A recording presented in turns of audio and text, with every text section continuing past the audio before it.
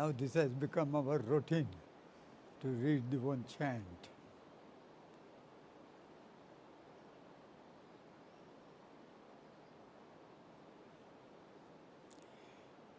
Ihaloke yatante jñā vyādhau bhogair duraushadaihi आजीवितं यथा शक्ति चिकित्सा नापरामये.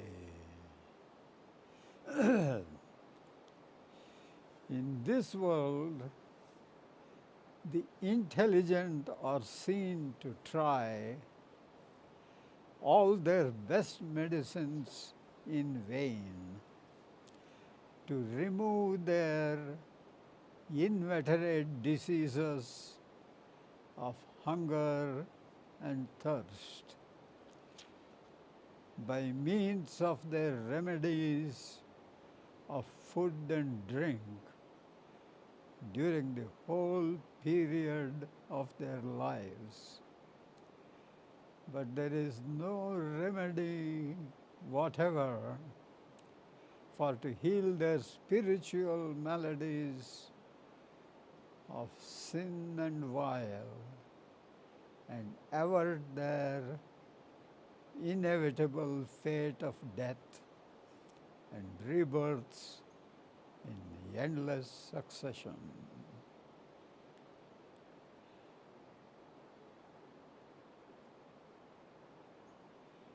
Iha loke yatante jñā vyādau bhogair duraushadaihi आजीवितं यथा शक्ति चिकित्सा नापरामये.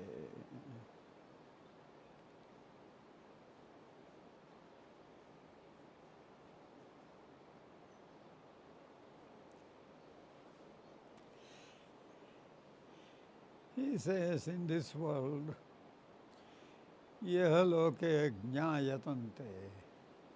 Smart people, intelligent people, they try.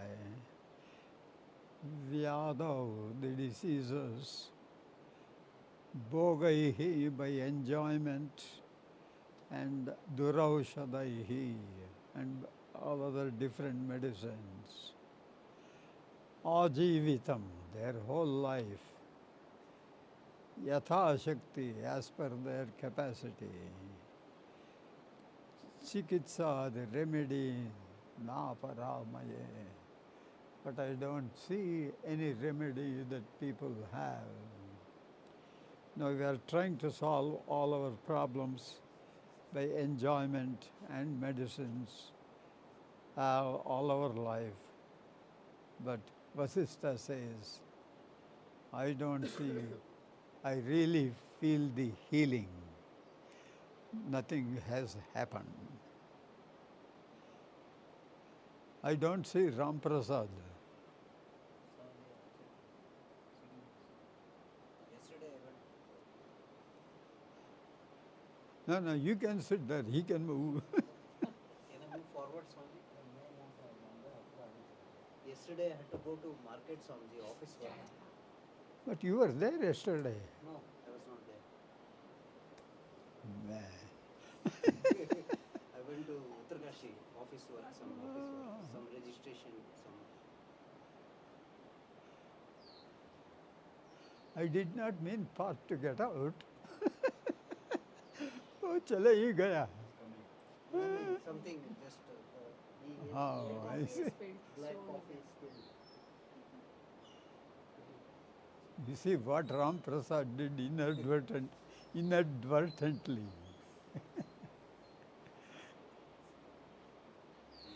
Okay.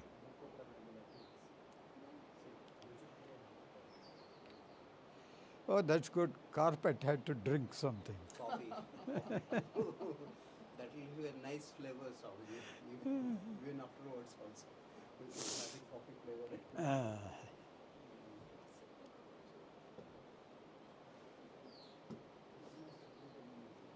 Okay, come on.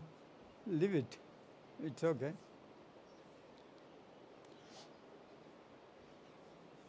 Jai Durga. So, yesterday, to my surprise, when Swami Shivananda asked me to get up on the dais and say something, Dakshinamurti came to my rescue. Yeah, or else I would have had to really rub my face and make the brain work. But I said it. And actually, it really pleased Swami Shivananda. I think so. This is my own thinking. And as we have started, as it's going on, and we came to Dakshinamurti, I thought we'll try to explain Dakshinamurti Stotram, because it's one of my favorites. And what is special about Shankaracharya is any one of his compositions he has taken, if anybody understood just that 8 or 9 chants he would say, he would have told all the philosophies that you have in those big old scriptures. Because Indian scriptures are not like other scriptures. You cannot even fill a whole house with the Indian books. I do not even know how many books we have. Forget about reading it or knowing it. Yeah, it's an endless amount of scriptures they have. Trying to hammer some wisdom into all of us. So let me just say the first one and then continue. Om Vishwam Darpana Drishyamana Nagari Tulyam Nijantargatam Pashyan Atmanimaya Bahirivod Bhutam Yatha Nidraya Yasakshat Kurute Prabodha Samaye Swatmanamevadvayam Tasmai Shri Guru Murtaye Namayidam Shri Dakshina Murtaye. So he's giving, just like whenever you write a thesis, you make an opening statement and then try to prove it. You see, that's what all the PhD guys try to do. So he is trying to make his statement, what he believes. He says this world that we see outside, he says it is not really present there. It is present here. And then when we say, why do we see it there? Then he says, you stand in front of a mirror, you are here, but you see yourself there inside the mirror. So we have an experience. Things don't have to be experienced where they really are. You may experience them somewhere else too. It's possible. He's trying to put those thoughts in our brain. Because, your previous contention was to dissolve your mountains, you see. And we had the problem because, especially as Sushmita, we know the mountain is there. Yeah, the mountain, even when you see, it is not that you are just seeing from your inside brain there, the mountain. The mountain lights, whatever reflected light flows in your eyes, and then you may capture the image and see it. So that is a reality. So this is an image. So this is what our normal experience is. But his contention is Nijantar, it is really inside. and you see it as bahirivod bhutam, as if it is present outside. How? He says, yatha nidraya. First you were talking of the mirror, that's how it looks. But how can we say that it is inside and I see outside? He says, I will give you another example. Forget about the mirror. When you sleep, you dream. And the dream is happening completely inside you. Yeah. I had gone to a beach. What is that? That is in the south of France, which is very famous. Nice? Huh? Uh-huh. It's very nice. I wanted to go there. I did not have a chance to go. One day. That's also Riviera. Yes, the French Riviera. I did not have a chance, but in the dream I could go, you see. So, they have got a free. So I went there, these are very famous places in the south of France and Italy. So I had a good swimming and it was nice, very pleasant. And when I woke up, I was afraid my bed could be wet. because I was really swimming in the ocean very nicely, not for half an hour, 1 hour. My whole dream, for about 4 hours, I've been swimming in that. And ocean waves and other things like that. When I woke up, hope my bed is not wet, What will the maid who comes to clean will tell me, Swamiji, what did you do? I don't want her to catch me off guard. But thanks to God, I touched my everything. Have I spilt anything? No. It was all dry. That ocean was in my head. It was not outside of the bed. Or else bed would have been wet. So he says, Nijantargatam. You experience it when you are asleep. Things, and they all seem to be outside. If I had known that ocean was in my head, I will not be a fool to swim. Yeah, I'm not that dumb. I'm dumb, but not that dumb. But I see the ocean outside. It's so clear. So I had a good time for 4 hours, which I missed when I was in France. So I had a good time. But he says, no, Nijantargatam. You see it outside. He's trying to show some ideas which normally we ignore. Because every day we look in the mirror. I never think that there's a guy inside my mirror. I never give importance to that image. I think it's very natural. It's a science. Yeah, these rays fall and the mirror reflects. So we just take it for granted, many things. Yes. We never explore. So he says, one example where this here and there is not that really true. So one that happened, and when you sleep and dream, things happen to be outside, but they are not real, they are only in your own mind. Yasakshat kurute prabodha samaye. But it's too bad when you are swimming nicely, the alarm goes off, you see. So suddenly you wake up, the entire ocean disappears. Just that alarm.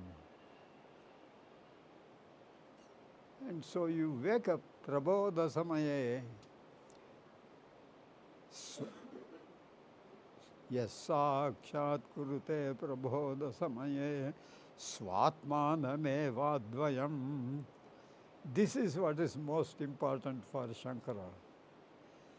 The whole ocean became Swatmanam, your own self. Advayam, not a different thing. It all became whatever you experienced. The whole thing became your own self when you wake up. He says, Swatmanam eva advayam. He says, for us we always contend, this world is not one with me. But his doubt is, am I sure you are awake? Yeah, he doubts. Are we awake or what state are we in? Perchance, if this is a sleep state, then this world that we are seeing is not outside, however it looks. So what state are you in?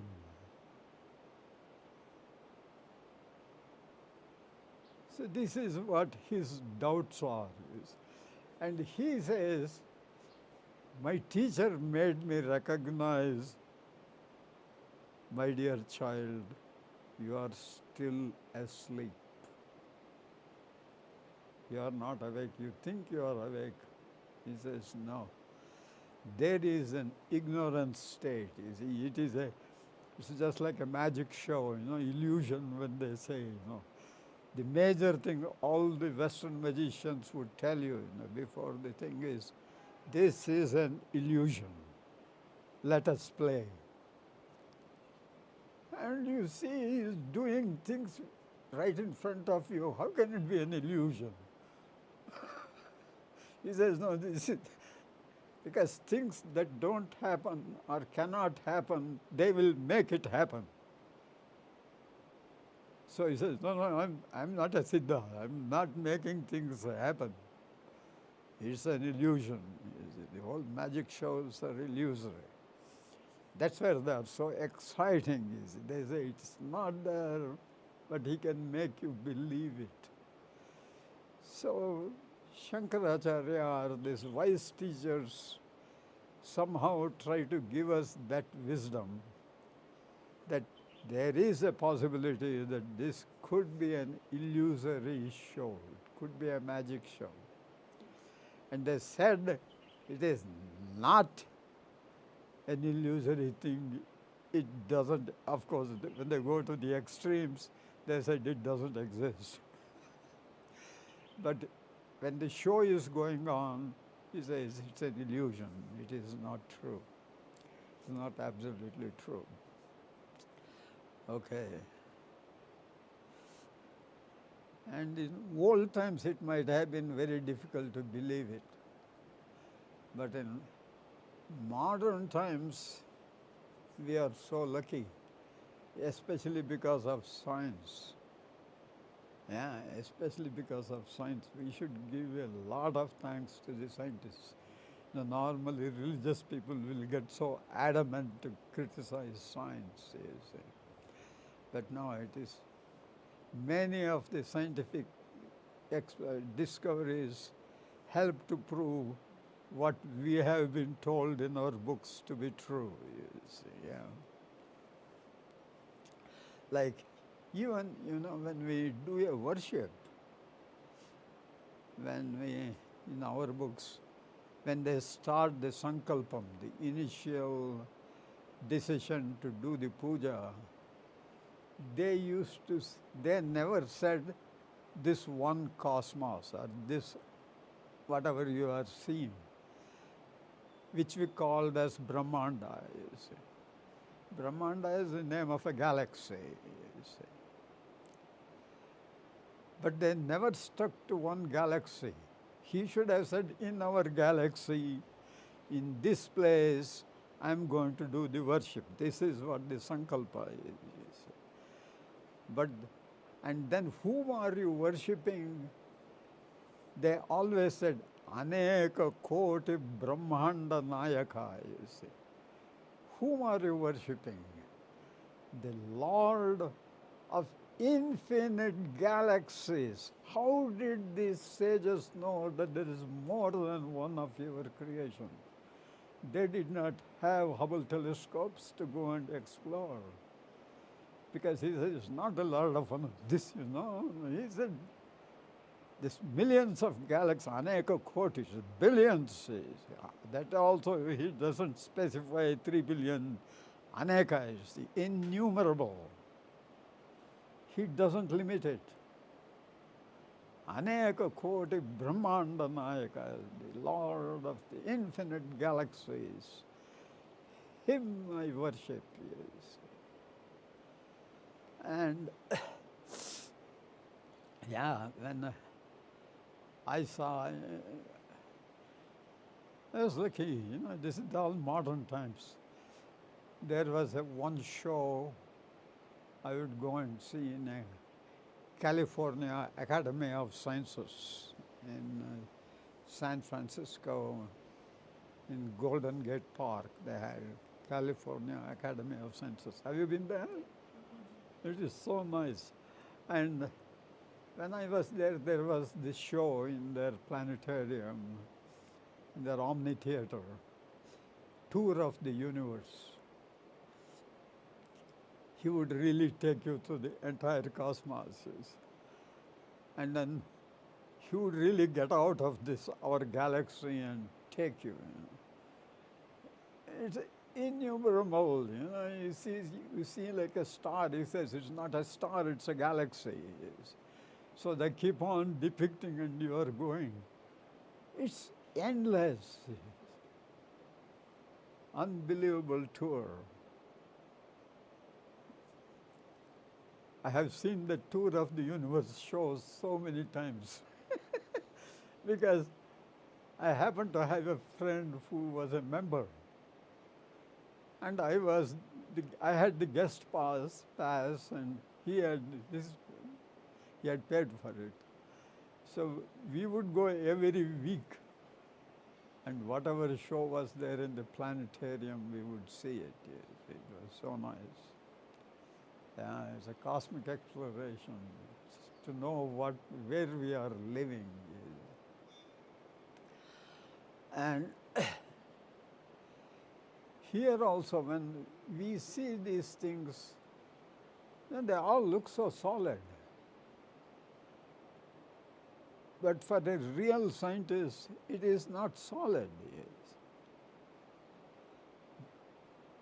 At least he thinks so. Even he sees just like us. He also sees these things as solid. But he says, no, these are all vibrations, you see. They don't believe there's anything solid. It's all just vibrations. Like even when we say this is hard, he says, no, it is not hard. It is the electrical charge that is there that presses against you, your fingers, so you think it is hard. To the degree that charge repels you, you feel it harder.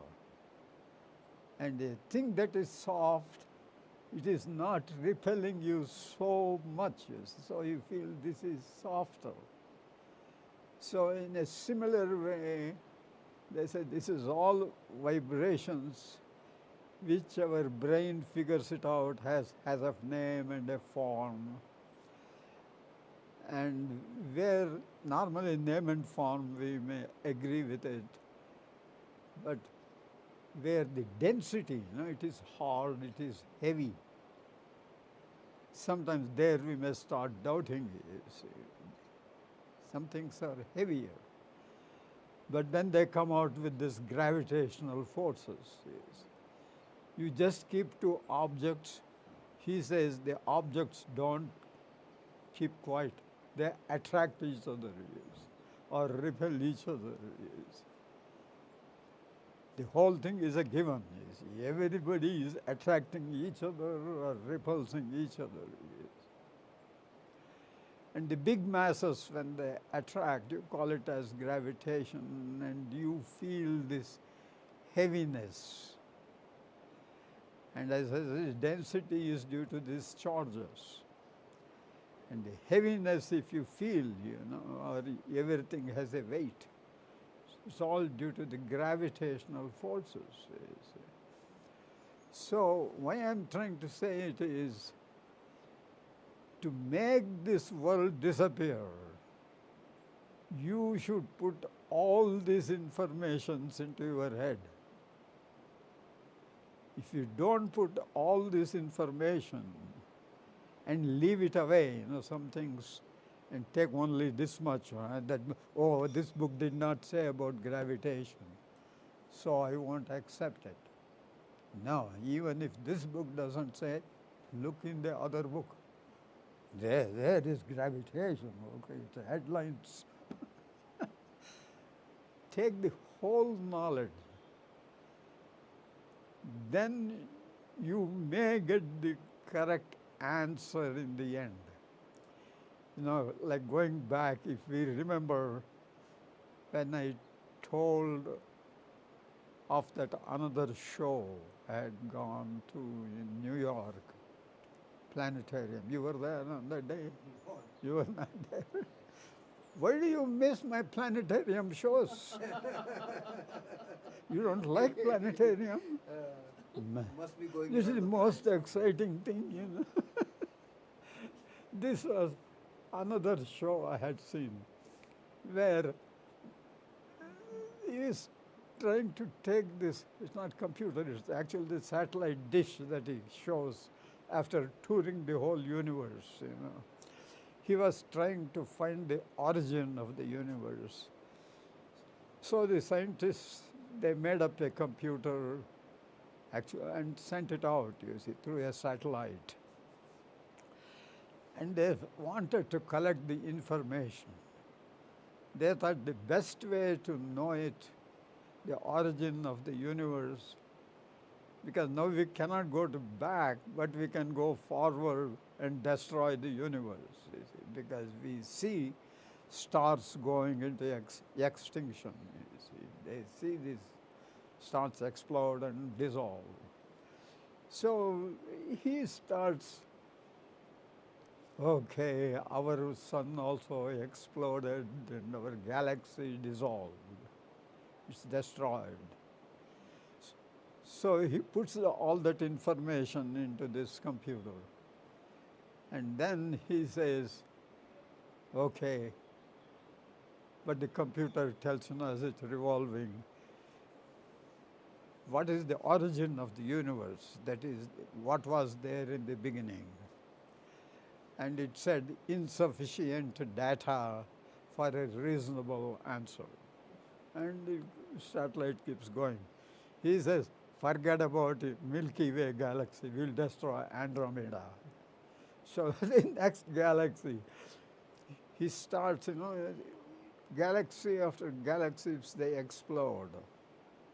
And he feeds the information. And every time he gives it, as it keeps rotating, it says insufficient data for a reasonable answer. The whole cosmos, he destroys, the entire galaxy is destroyed. He puts the information and he's very happy because now there is nothing left for the scientist to punch in. So he thought, now the computer would tell me, because this was the beginning of the universe. There is nothing there. But of course, this show was very brilliant. We were wondering what he would say. He just said, as the computer went on, I don't remember whether he said, God said, let there be light, or the computer just said, let there be light. The whole universe started exploding, and again you start the whole creation. And I was thinking, even our scientists, when they are trying to punch in and still not find the origin or what exactly is, is because they don't punch the entire information. Because dream and deep sleep states are absent for a scientist.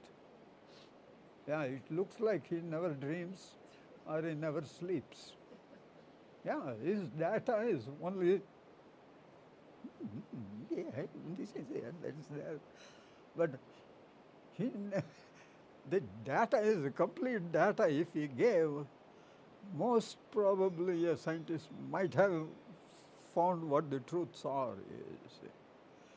But no, he will never go into the dream or a deep sleep, you see, because he never slept all his life. He was busy always working. If all that information is there, they might have found it. Because I happened to see this in when I was reading, they were trying to find the unification theory. That is one of the biggest projects in science, is it, to find the unification theory. And it is still very difficult for them to get it. Because that was one of the biggest ambitions of Einstein, but he did not get it. And I had read somewhere one of these guys writing, if we had known there is another time, we have got this time. Sunrises, sunsets, it's 24 hours a day, and we have our atomic clocks and everything is done. There is no other time factor they have. He was writing in that if we knew another time factor, we could have solved this unification theory. I had just read one line. I don't know how true it is, how scientific he was. But whatever it was, is one line. When I read it, I thought, oh my God, don't they sleep? Don't these guys dream? Do they ever go to bed? Or they are always busy in the bed? This is possible. He goes to bed, but he doesn't sleep. He is doing something, which we don't want to talk. But so what happens? He doesn't experience different factor of time, even though he experiences. For me, this time has, suppose if T1 is what we are experiencing, I thought I experience T2. Because every morning when I get up, because that's the best time to sleep a little longer. It could be 5 minutes, it could be 15 minutes, if you are lucky for an hour. That you get sleep at that time, you see, when you have to get up. All that night you are dreaming, you see, it is disturbing. But when you have to get up, it says, no, let her sleep. So I say, I am very honest, I want to get up and meditate. So I always tell my mind, 5 minutes. It is 3 o'clock. No, it's 3:15 is nice. I always go to 3:15. I will get up after 15 minutes. I slept for a second and it becomes 3:25. And I thought, it was just a second I slept. I don't want to go sleep too long, because I have to do so many malas, so many rosaries of God's name. So I want to get up. 3:25. Then I think 3:30 is a good number. Yeah, that round numbers are always nice. So I'll tell them 3:30. 3:30. 5 minutes I had told my mind, and I'm not going to sleep longer. I get up and it says 4 o'clock. I thought, oh my God, I lost an hour now. I don't know how to catch up with time, Now you have to gallop. But this time doesn't stop. It has no mercy. This T1 keeps on going. But coming back, and I thought, what I was stumbling on was this T2. You say a jiffy becomes 15 minutes, it could be 2 hours. It doesn't have to be 15, 20 minutes. You may wake up at 5 o'clock. You thought, अरे हम 2 ही minute नींद किया. I slept only for 2 minutes. Your 2 minutes became 2 hours. That was T2. There is another factor of time. Because this mind registers very good time. It always goes with T1, you see, because this was another thing they had. When I was talking of yes seminars, they would always tell us, they hammer it.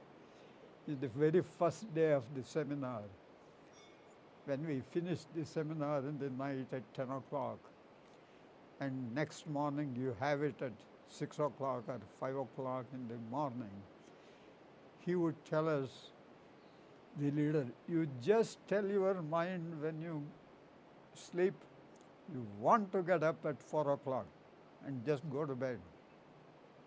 You don't need to have an alarm. The mind will wake you up at 4 o'clock. Yes. Yeah, if you give it, without a clamor of thoughts, if you just tell it, it's going to wake you up. It has the time. That is T1.